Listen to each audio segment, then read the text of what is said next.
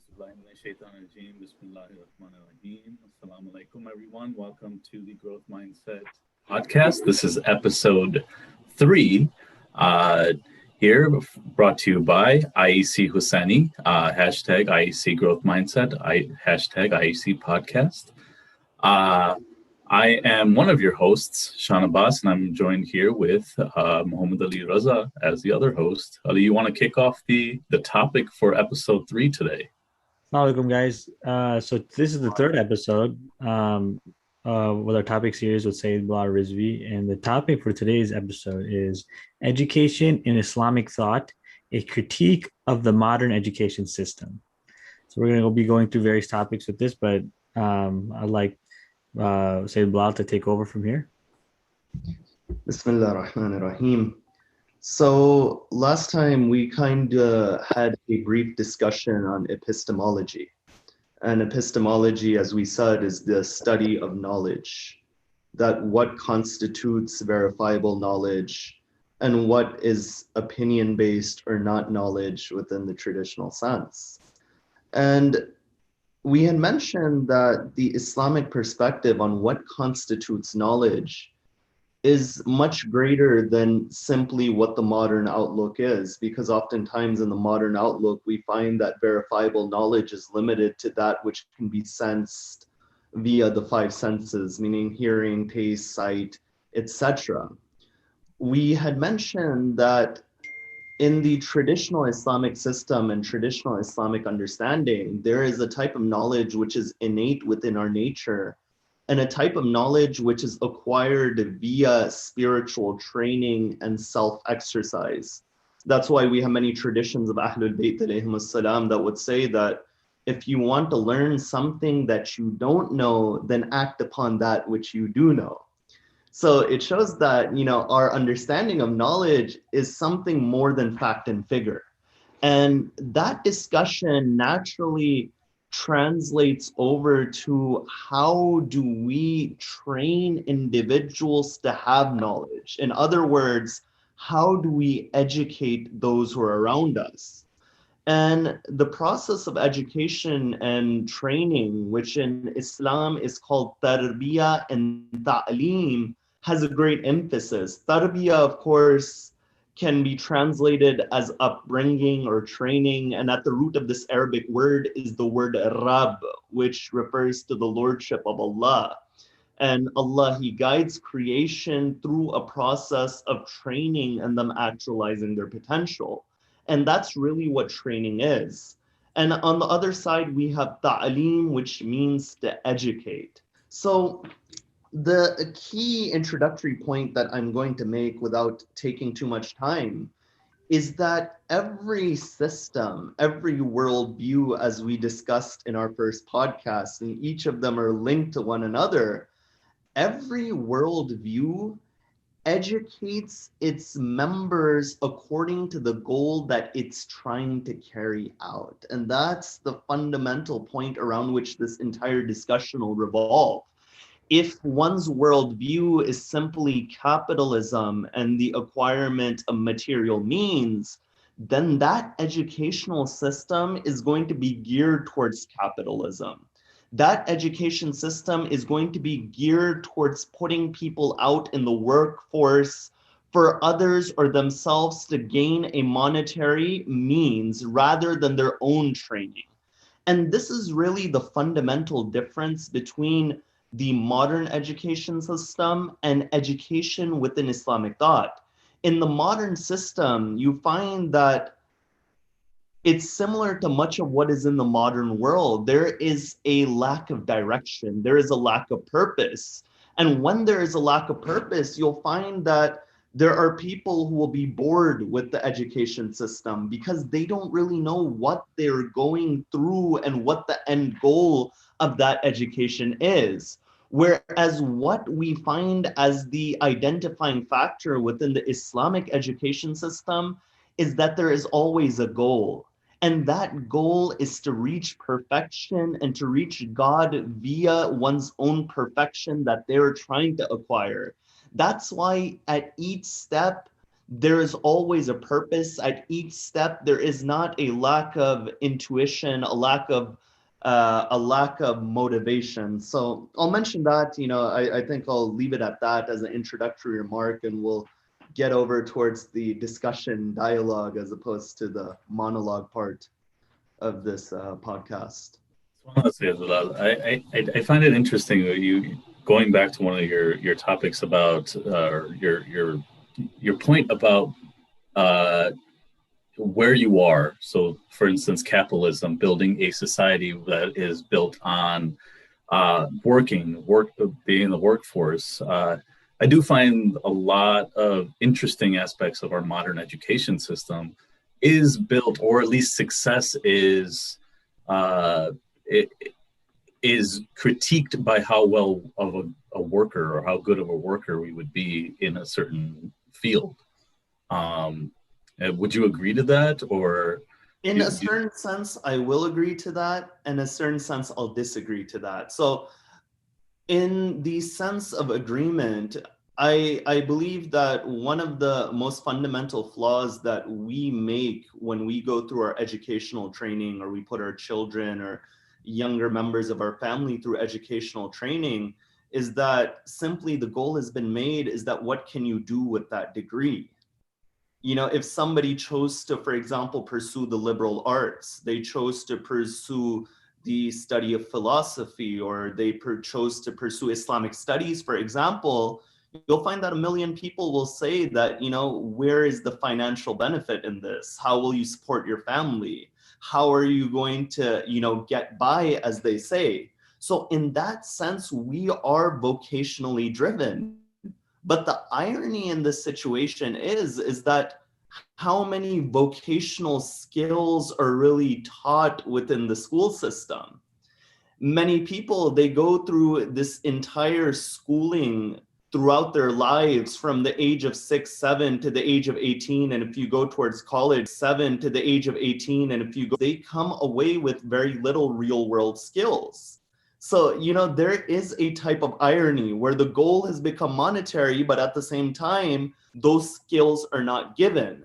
So I believe the, simple solution to this is that there really needs to be a change of our mindset. There needs to be growth in our mindset if we're going to, use our podcast title. And that growth really should come around that education is a part of one's self-development. And that's something which very few people follow. And there is an argument being made that if you look at some of the most brilliant people within the world, they didn't go through the traditional educational system. Bill Gates didn't finish his degree at Harvard. Elon Musk speaks about how that he doesn't view college education as a criterion of hiring somebody at their company. And there are many individuals who speak about this. Now, does this mean that college is something useless and that is what I'm saying? No, I'm not saying that. But I'm saying that there needs to be an element where one changes their mindset about their education and they're proactive about their education from their own level as well. I see what you're saying. So here's my question to you, though.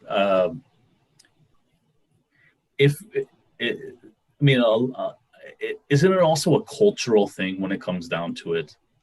So, for instance, in certain cultures, it's good to be the doctor or the engineer, to have the, that specific title.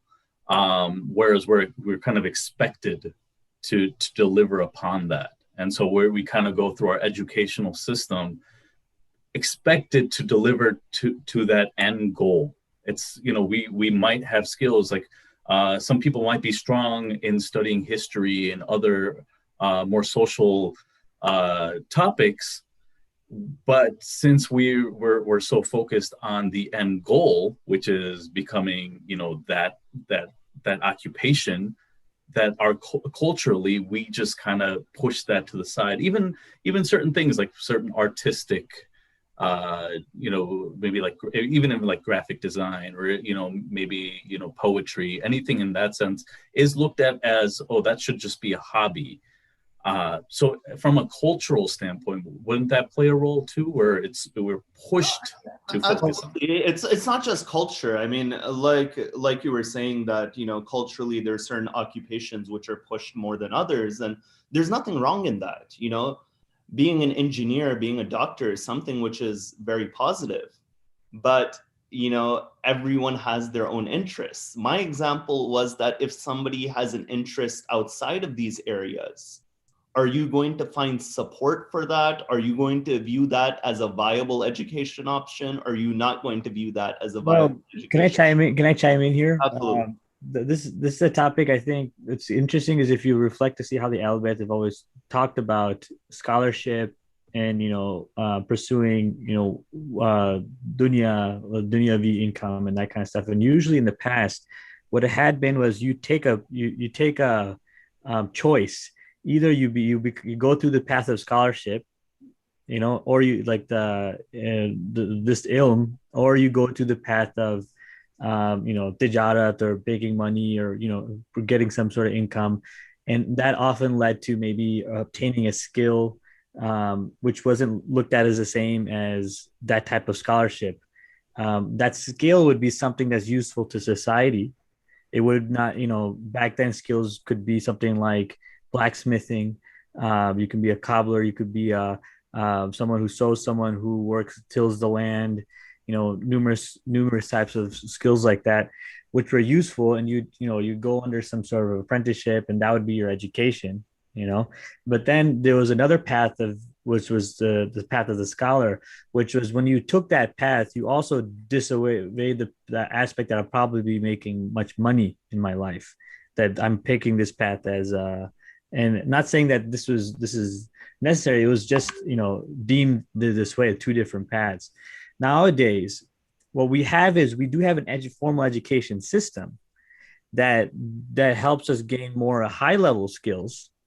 Now, those skills could be, in the sciences, in medicine, and oftentimes they require you to gain knowledge, a type of ilm in that field. Like in the kid's sense of gaining knowledge for sciences to be able to practice science, gaining knowledge in medicine in order to practice medicine, gaining knowledge in technology in order to practice technology. But it's not the same as someone who's purely going for a scholarship that's not going to have a net capital output. So, for example, if someone wants to become a historian of a certain subtopic,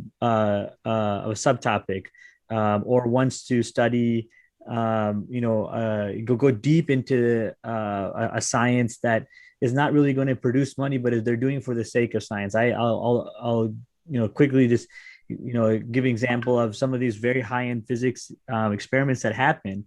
They cost hundreds of millions of dollars to basically prove certain theories, right? And I would support this for the fact that this is a type of scholarship that's not producing anything, capital output for us, but it's increasing the understanding of humanity, of the science that's around us. So I would not say that this path is not necessarily like shunned on or anything like that. That you can take a path that's scholarship, that's not for capital income, but oftentimes, just for example, if when I as someone who studies sciences, you have the opportunity to stay in academia, study and do research there, or you have the more lucrative option of going into the industry. If you have that, usually industry people will make a lot more, but people in academia will oftentimes, if if the circumstances are good, discover more novel things that maybe might help humanity in the future. But there's not necessarily a capital gain. Well, even in academia, there's a capital gain. I'll disagree with that. There are motives. Not necessary. I didn't say it did. There isn't. Yeah. I said so I think the key point is that I believe one's own purpose in life has a key role on what they take away from their education, whether it's going towards something which will have a monetary value at the end, or whether it's something, as you said, will benefit but it doesn't have that monetary value. I mean, just give you an example, anything in the humanities, for example, if you're studying, a certain poet of the 17th century in Germany that existed and you did your PhD on them, they're doing this for the sake of academics, for the sake of understanding and proliferating knowledge. You're not doing this for, of course, there are many, many sciences that are very biased by funding that's coming for monetary interests. A lot of the pharmaceutical industry is driven by this. You can name a lot of things in the medical industry is like this as well. But there's so many fields out there that are miles and miles deep, but nanometer wide that people pursue their entire life in, and that's just because it's their interest. And it, for in a sense, it's just your for the increase of that knowledge. In the traditional world, that was actually considered the highest form of knowledge. Maybe. That knowledge which was pursued for its own sake, as opposed to that knowledge which was pursued for other reasons. No. So, it goes back towards that idea. But the one thing I will say is that one issue that really I see, and it's a little bit of a, shifting the gears a little bit. One issue that I do see across the education system within the modern world, whether it's at the elementary school level, high school level, or college level, is that knowledge has become synonymous with the acquisition of facts and figures. And something we're losing within the world is analytical reasoning. So when you really look at the Muslim world and the traditional scholarly world, you find that there was a great emphasis that was placed upon developing one's intellect.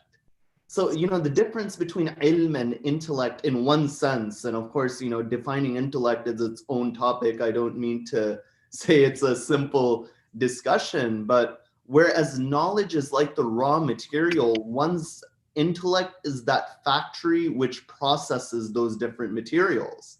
So one can have a lot of knowledge, they can have a lot of facts and figures, but if they're not able to process those facts and figures, then it's just, like a tape recorder at that moment. And unfortunately, what we see, today is that there's a lot of tape recorders being produced. You go to a test, multiple choice. I think for some of our audience, they don't know what a tape recorder is. You might have to explain it a different way. It's it was an ancient device that was used to record audio. Something like voice memo. Sorry to interrupt. I before we get too far, I do want to say this because Muhammad Ali touched on this earlier, that there is an element of exploring that knowledge, of going more deeper, more critical, more analytical, but we don't get to it until we get to a higher level of education. Yeah, so you need both. One can't be a critical thinker without going through the basic fundamental training, but at the same time, you can't be a critical thinker without being able to step away and think for yourself. And, this is something interesting that he mentioned in one of his books, is that when you look at many of the great scholars who were innovative, they didn't spend as much time with their teachers as other scholars did. He gives the example of Sheikh Ansari or his own teacher, Sayyid al-Burujardi. He says that after they went through the formal process of training and going through all of the different sciences, what made them unique is that they were able to step away and think for themselves as well. So I believe that education now really needs to be geared that, as opposed to the memorization of facts and figures, and I'll come to when memorizing facts and figures has a place, but it needs to be shifted from that towards building one's critical skills, one's analytical skills. And that's something which is really being lost. So when you look, for example, in the traditional Muslim world, or even when we go to, for example, traditional study circles such as the seminary or other Islamic circles, we find that one of the first things which is taught is mantiq, or Aristotelian logic. We find the study of grammar. We find the study of rhetoric, which we in Arabic call balagha. So what is the goal of rhetoric, grammar, and logic, which was actually studied in Europe as well, in medieval Europe under the title of the Trivium, the goal of all this was to build one's analytical skills. The studying of logic allows you to critically analyze an argument. Grammar allows you to find the structure of words, and by knowing the structure of words and sentences, you're able to get down towards the meaning. And we find these things are being lost today.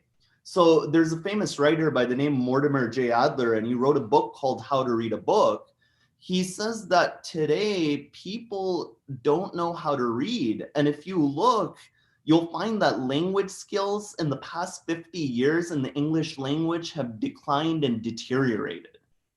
Mm-hmm. People aren't able to pick up a book and understand it. People aren't able to express themselves.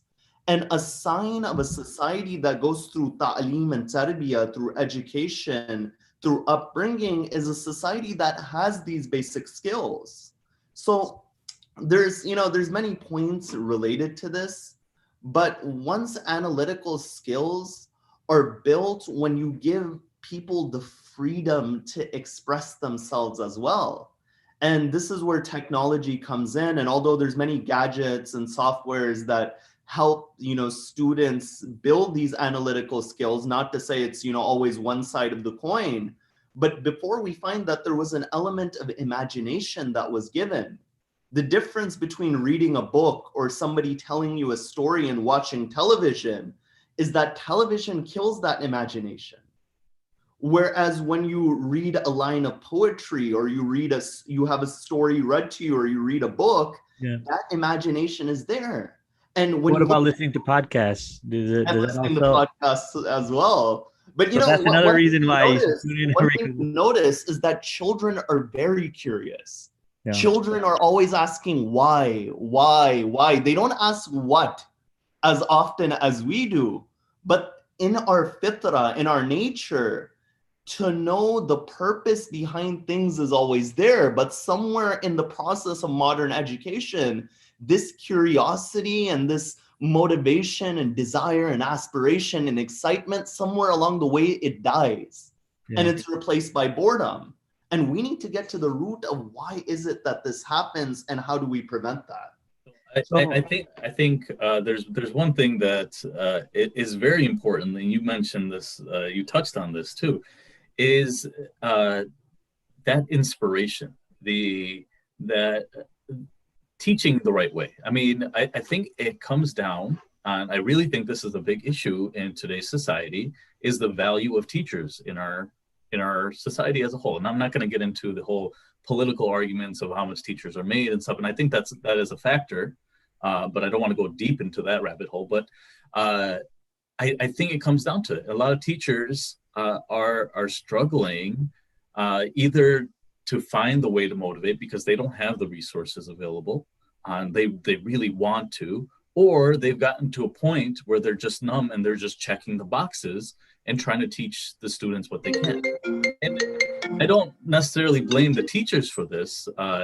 It goes back to the whole system that's there. And I think there are some great teachers out there that try very hard to teach their students not just the facts and figures, not just the memorization part, but the idea to be inspired to do more, to dive deeper.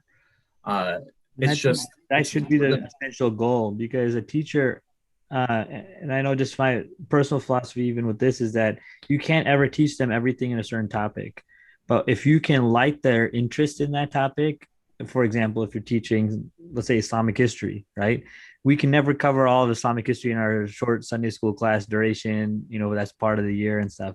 But if you can give them the tools to find out more and also give them that curiosity and an interest, then you've been successful as a teacher, So definitely. And here's the thing. It's not, this engine that you're igniting in them. You're not bringing the fire from outside. That fire is within them. It's something which is natural. I mean, there's a saying of Imam Ali in Nahj al-Balagha, which I've always found to be quite profound. The Imam says, al-ilmu ilman, that knowledge is of two types. And there's another form of the tradition that says, al-aqlu aqlan, intellect is of two types. The Imam says, matbu'un wa masmu'. there is one knowledge which is impressed within you. It's within your nature. And there is a knowledge which is heard. وَلَا يَنْفَعُ الْمَسْمُوعِ إِذَا لَمْ يَكُنِ الْمَطْبُوعُ. And that heard knowledge will not benefit you unless that knowledge within your nature is there. So basically what Imam Ali is alluding to over here in the saying of Nahjul Balagha is that there's two types of knowledge. There's one knowledge which is within you. And there is one knowledge that is acquired from the outside world.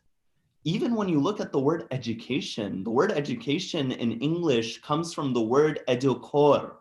And this in Latin means to bring something out. Wow. And that's really what is the goal of a teacher. A teacher is trying to bring that curiosity, that aptitude which is within the student outwards, because the aptitude is there. Everyone has a capacity. Yes, some have more, some have less. That's a fact that we don't deny. But everyone has a particular skill set and a capacity that needs to be brought out.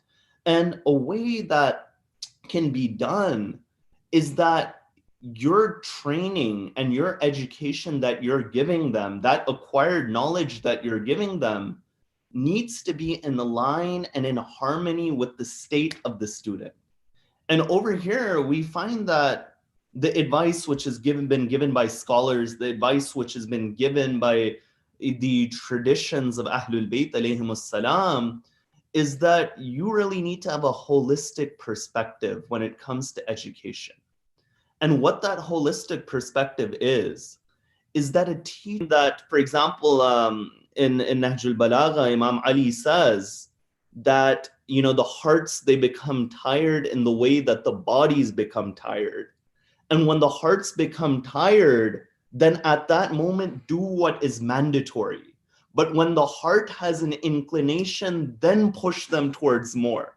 So if you find yourself in a state that your students are bored, your students don't have the motivation, then your first goal as a teacher or as an educator is to light that fire, is to go back to the very basics. You're not going to have this journey happen overnight. It's going to be a gradual journey.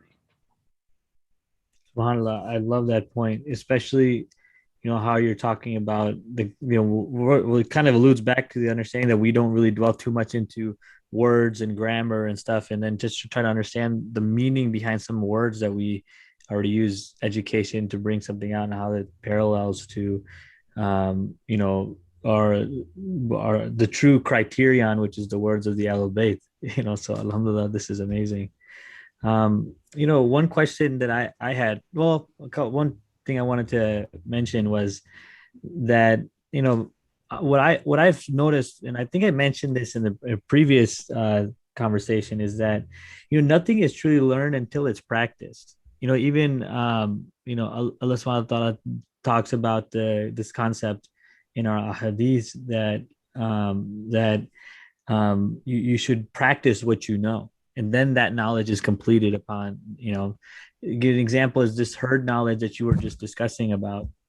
If somebody verbally describes to you how to drive a car, you cannot gain the understanding of driving a car until you actually physically go through the motions and go through the whole that cycle.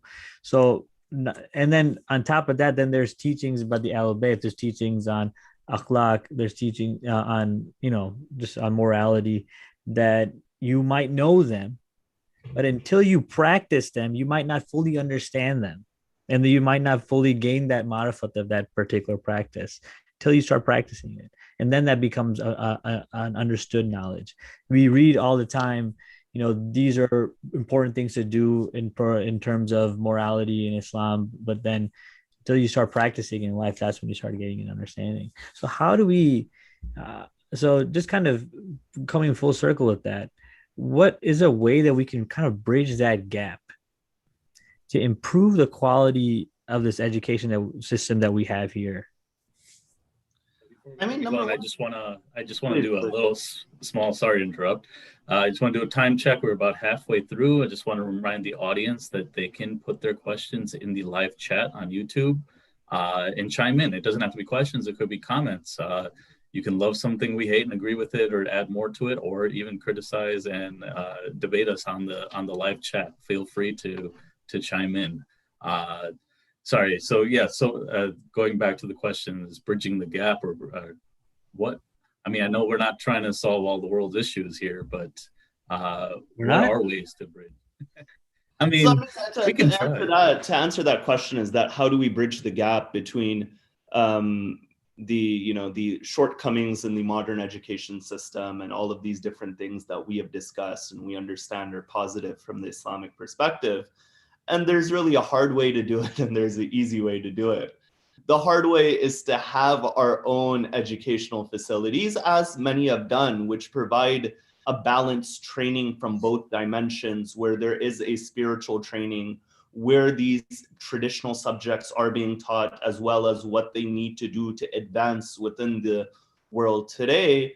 But if that's not feasible, and it's not for many individuals, maybe they don't have their own financial means, or the communities, there are many communities who don't have the financial means to do so, is to provide supplementary education.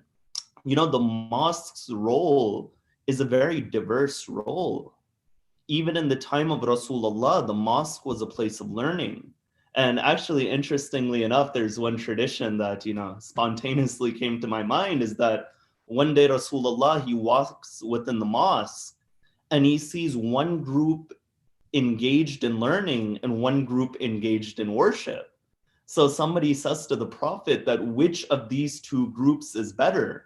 And Rasulullah replies by saying, "Kilahuma ala khairin," that both of them are on the right path. Both of them are doing good. وَلَكِنْ بِالتَّعْلِيمِ أُرْسِلْتُ. But I, Rasulullah, have been sent to teach and train society. So that goes to show that even in the time of Rasulullah, the mosque had a role in education.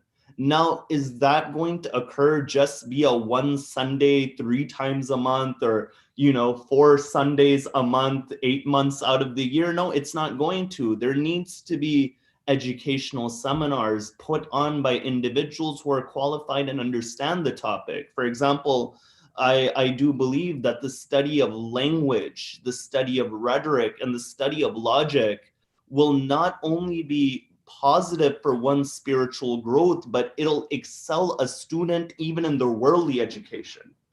If a person has studied traditional logic, they'll be able to understand texts far better than the one who has not studied that formal logic. So these are different, these are the two routes where, things can really be taken. But, as I said, it goes back to thinking, how can we develop the intellectual faculty of those who are younger today? And that's really what is really praised in the Quran. If you look at the Quran, it says, "Bashir ibadi alladhina yastami'una al-qawla fayattabi'una ahsanahu." In Surah Az-Zumar, I believe it's verses 17, 18. Don't quote me exactly on that, but in that area, this verse of the Quran says that, the blessings of God, the good news of Allah is upon those servants, that they listen to the qawl, they listen to what is said, but they follow that which is the best of it. And this is a very interesting ayat. It doesn't say that they blindly follow. This goes to show that one who is a servant of Allah has the intellectual capacity to discern between true and false, beneficial and beneficial, right and wrong. And one of the signs of ignorance is that this basic capacity is lacking. Rasulullah would say, "Kafa bil mar'i jahlan an yuhadditha kull ma sami'a." That enough for a person to be ignorant is that he says everything that he hears. Wow. Now, what does this mean? This means is that one of the signs of ignorance is that you don't have that capacity to differentiate between right and wrong. And unfortunately, a lot of students are coming out who don't have this capacity. They're being filled like tape recorders or voice memos or whatever the, today's equivalent for it is. But we Lights. find that, these are the abilities that really need to be, inculcated. So I wanna chime in a couple of questions that I have. Yeah, absolutely. One, as far as the responsibilities within our mosques, within our religious centers, within our mambaras, what is the? I mean, there is always a limitation. Usually, it comes down to resources.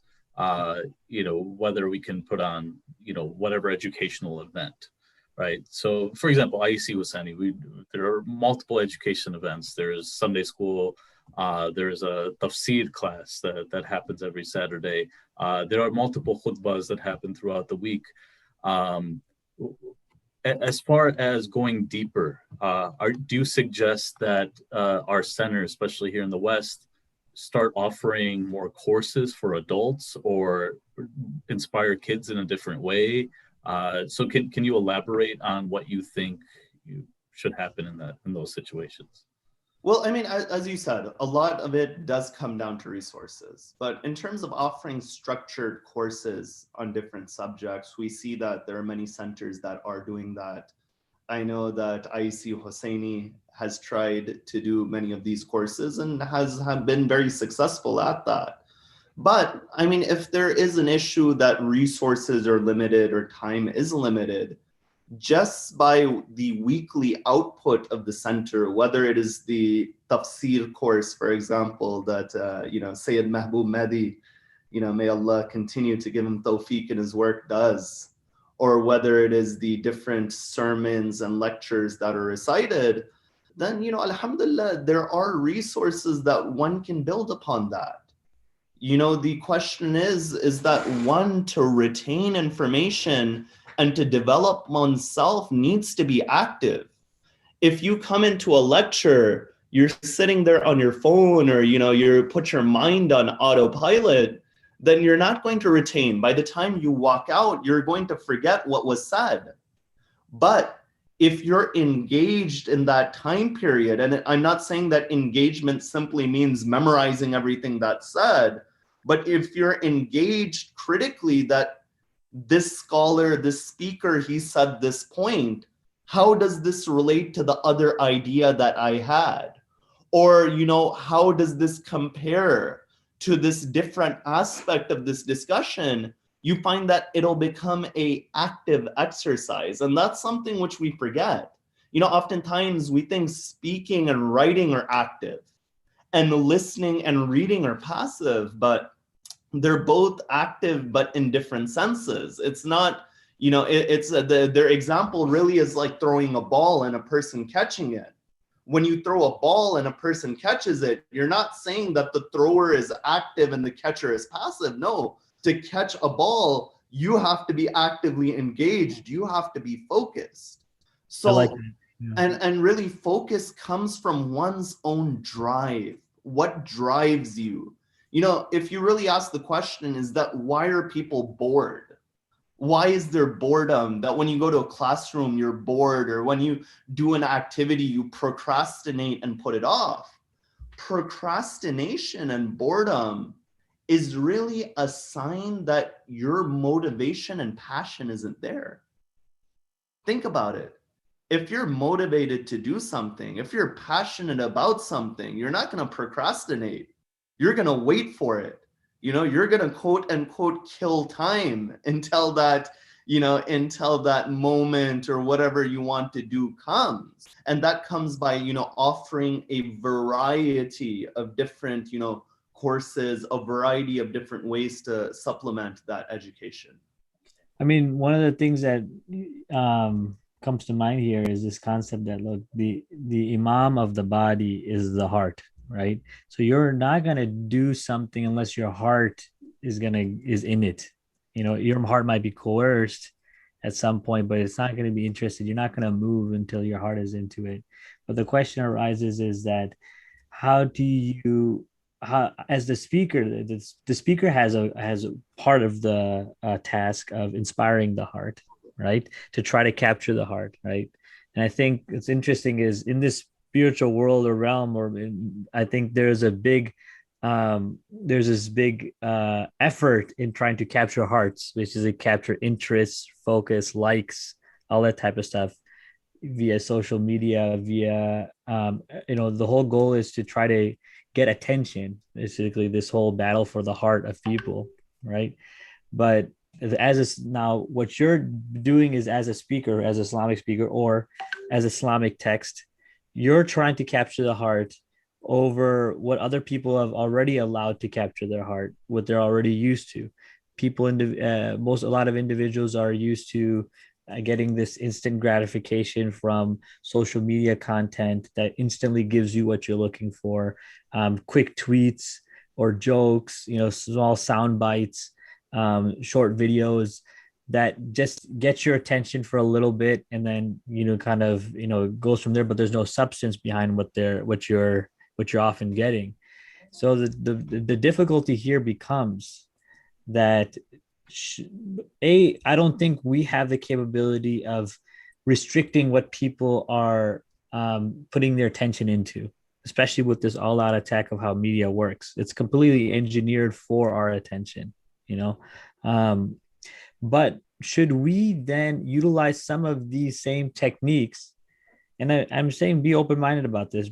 Just kind of think about this. Utilize some of these techniques to also reach people, at least to inspire them, then to learn more and go deeper into it, maybe through text and stuff. Now, I'll give you an example of that is educating through short videos, video clips.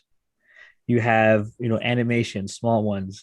If I could show a short animation about just some story of a beautiful story, something that happened with the Al Bayt, we have so many inspiring stories about them, and so many moving stories about them. If you can animate them for younger individuals, that just captures their attention for a bit, then maybe they'll be more interested in this character because they understand that they're not going to find anything like this anywhere else, right?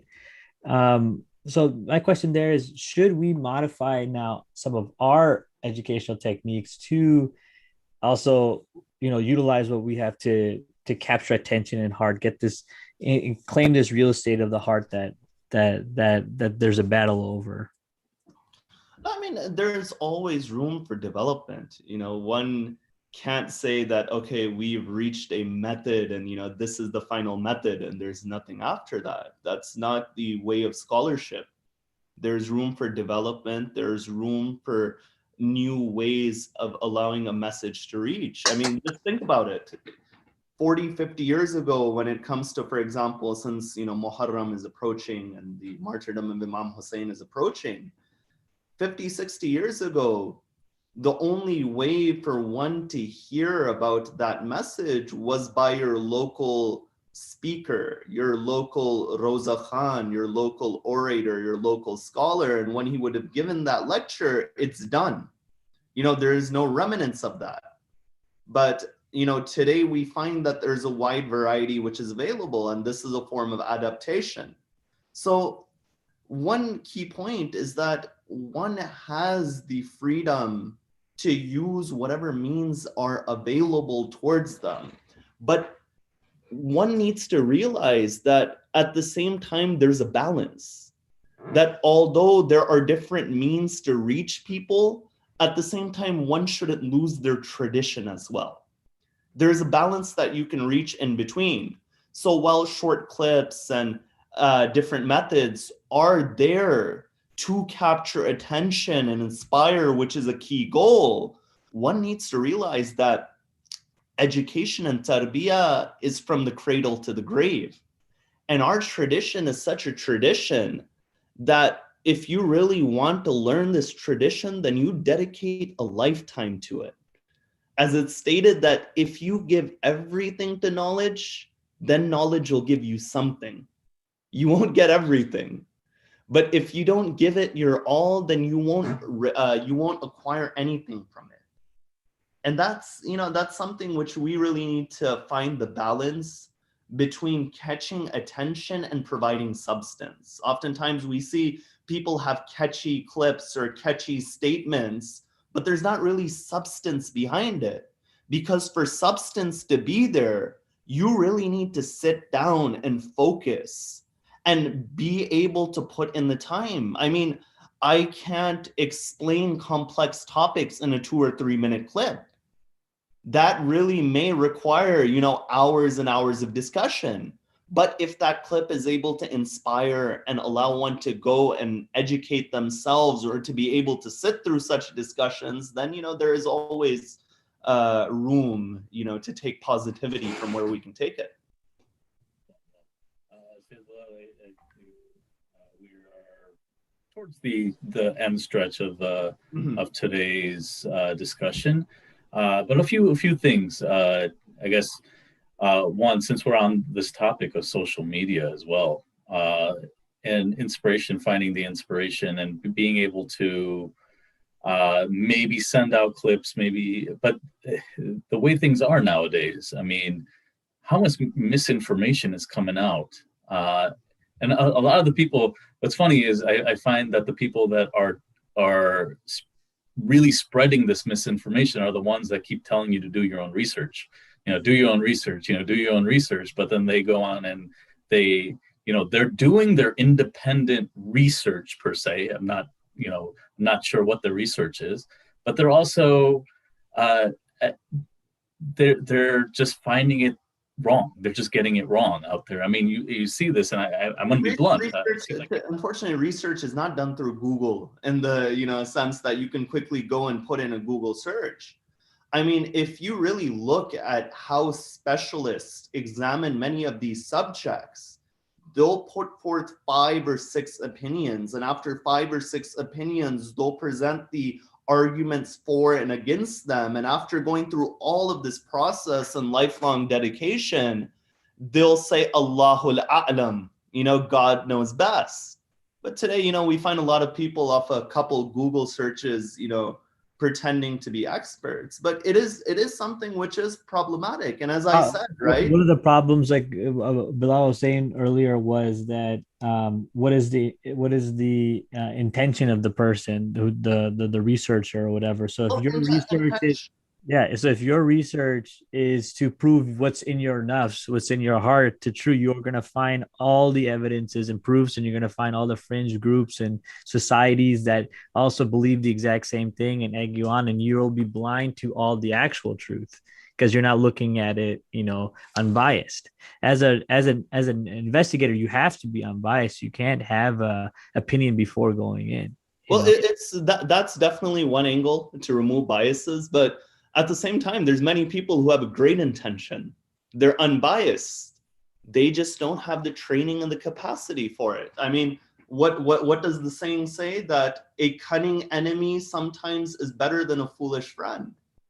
And we have a lot of foolish friends out there. I mean, there's many hadith which have been ascribed to Imam Ali that if you even look at the content and the text of the hadith, it's really fundamentally against the Imam's seerah and the traditions of the Imam founded in sources that we accept, such as Al-Kafi and Nahj al-Balagha and Wasail al-Shia and books that have always been there.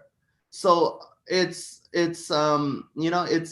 quite unfortunate, and there really needs to be individuals who can examine what is being posted, what is being, commonly posted. Of course, you can't go through every single thing going over there, but there's a lot of common things that we see time and time again, and there needs to be people who are willing to, show the flaws in that and show that this is not the teachings of Ahlul Bayt alayhim as-salam. And on our own selves, we need to be careful that we are going to be responsible for that we are spreading information, and even though we're doing it with a good intention, we are ascribing information to Ahlul Bayt alayhim as-salam. Yeah. And that is something which is not only harmful to yourself, but it's harmful to the perspective of the deen that people are taking, that the ideas people have about religion are being skewed. Mm. One thing, though, I feel this is a little bit of a broader way of looking at this topic: education outside of our community.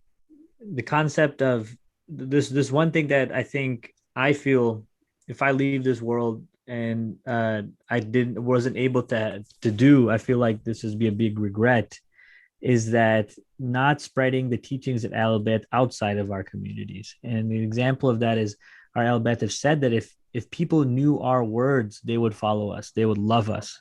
And that's really all it is that if we, yes, there are certain things that we know are definite words and actions of theirs.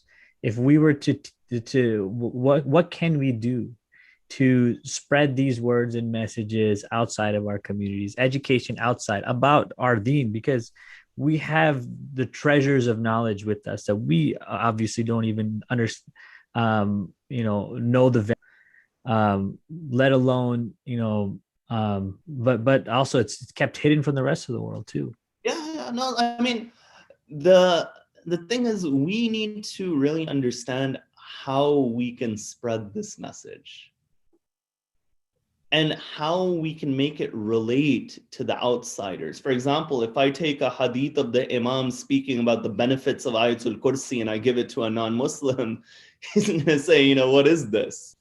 But there's many teachings of the Imams which speak about the benefits of knowledge. They show the highest moral character, and they show the highest level of human integrity.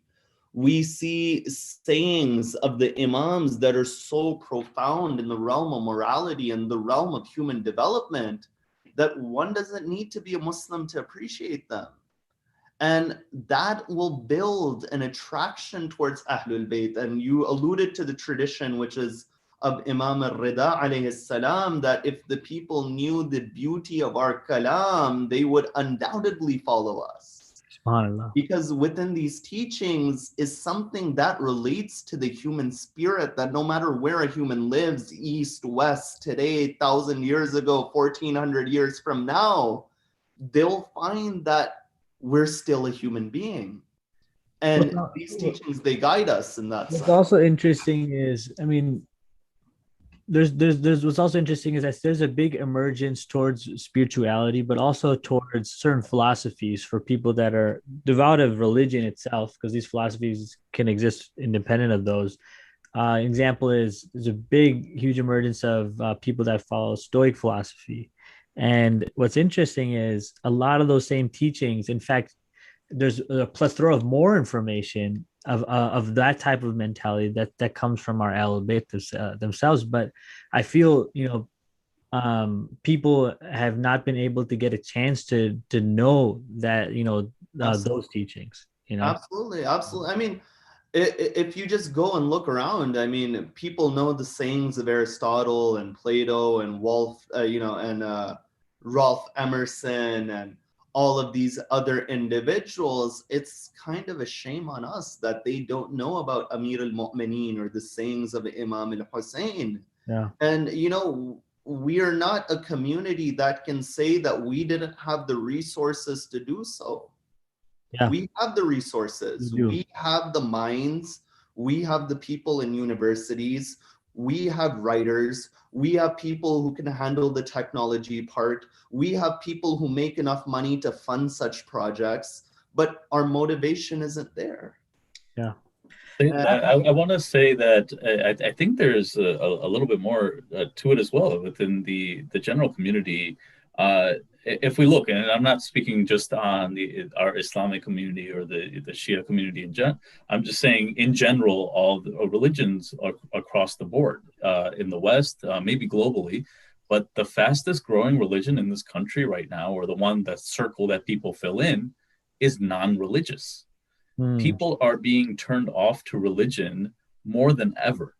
And anything that to do, whether it's the name of Imam Ali, name the Al-Bayt, the second it's brought up that it's an Islamic or a religious aspect to it, they're just they just push it away, and it's happening in our community as well. And, to the point where people don't even want to bring up religion in discourses between Muslims because they feel, the environment is becoming religious or something like that. It's hard to actually find. I tend to find it difficult sometimes to find a group of people I could discuss religion with amongst Muslims, amongst our Shia and stuff. Yeah, so it's that motivation is gone, or not gone, but it's diminished. It's not at a level. So I feel like there is an overlying problem here where we do have the resources to proliferate the message, to talk about all this beautiful stuff all these beautiful things that we have in our books, the hadith that we have, but the fact that is there are very few people who are interested. And so, is there a way to remotivate or re-inspire people, even within our community? And I think this applies to kids as well. I do believe it's in the human fitra to just be inspired by these personalities. If you talk about some of their stories and some of their humanity, integrity, their morality, their akhlaq and stuff, it's you can't not be inspired by it and say that this is profound. Just the type of characters. You're oversimplifying that fact. Yeah, I agree with you. I'm in the same boat. I'm one that's inspired by these, by what I hear about the Al-Beth. But there are a lot of people that the second that it's brought up, and I'm not talking about the Al-Beth in specific. I'm talking about anything religious related. They just click off, and that includes a lot of our youth. I mean, there's two ways to approach this, right? There's one at the personal level, right? It's a personal challenge in one sense, is that why is that particular individual turned off? And that's an effort a person makes within their homes, those who know that individual, those who surround that individual. It takes an increased consciousness and effort from each of us to pull individuals back in. I mean, I've seen in my life that there were individuals who would never come to the mosque. They weren't interested in these things, but, via playing basketball on the weekends, they were able to make friends, and through those friends, they were able to gain interest. So the point is that there is a way to tackle this at the personal level, but, the job of the community is to provide resources. You're not going to be able to motivate everyone who is unmotivated at that is a loss, that motivation. Yes, you can bring some back. I'm not saying lose hope, but there are certain people, they're set in their ways. And that change can come to them through another means, another mechanism. We should never lose hope. But the key goal is to keep those who are motivated. If you start with that, you're going to see change, gradual change, time after time. And that occurs by providing different resources and avenues to do such things. Yeah, we're kind of at the top of this, but I feel like the topic just really got really interesting. No, I agree, but I just want just to finish this off on a positive note. Myself, Mohammad, we're parents, right? We have children. What do you think? I mean, I know there's a lot of, especially teenagers, that just turn off to the idea of religion. But what do we do as parents, from a young age to when they're a teenager and beyond, to keep them engaged? I won't even say inspired. I just say engaged with education in general. Is there anything you suggest, just to wrap up with this? Since it's a growth mindset, how do we get a person remains engaged in something they recognize the value of? If you promote and if you show to them the value of education and Islamic education and being connected to the deen and how it is a solution for many of the anxieties and difficulties and social problems and challenges, then they're naturally going to go towards the religion and use the religion as a solution instead of viewing it as a barrier or a problem. But if you don't explain to them these things, or if you don't show them the proper role of religion, and oftentimes to do that, you yourself need to be educated. And if you don't have that education, you find that it has an impact on the next generation as well. But it's I wish we had this discussion a little bit earlier. I know we're at the top of the hour, but let's continue a little bit on the next lecture as well. I think we can always finish up this the next time and then move on to the other topic as well. We'll see what we can do. You were saying before I cut you off? No, I was just saying that this would have been a good discussion to have earlier as opposed to the end of the hour. But, all of these topics are related to each other. We're building on one another. So inshallah, in future discussions, we can have this at a more elaborate level instead of doing it injustice with a few statements. Yeah. So I think we're at the end of the hour. Just so for our viewers, the way this discussion works is very organic. Not all this is planned out. So inshallah, we'll continue this topic at the next podcast. In the meantime, if you're watching this, on YouTube at a later time, you can still put in questions and comments into the comment section of the YouTube, the video page, and we will answer and get to those questions on the next episode. With that said, I want to thank Sayyid Bilal for joining us again this week, and then also our producers, Murtaza Jafri, Misam, Abir, and Faisal Bhai for all their help in getting this podcast up. Yeah. Thank you, guys. If you guys have any additional questions or anything, just add to the on the YouTube comments, and we'll try to see if we can get to them as well. Thank you so much. Assalamu alaikum.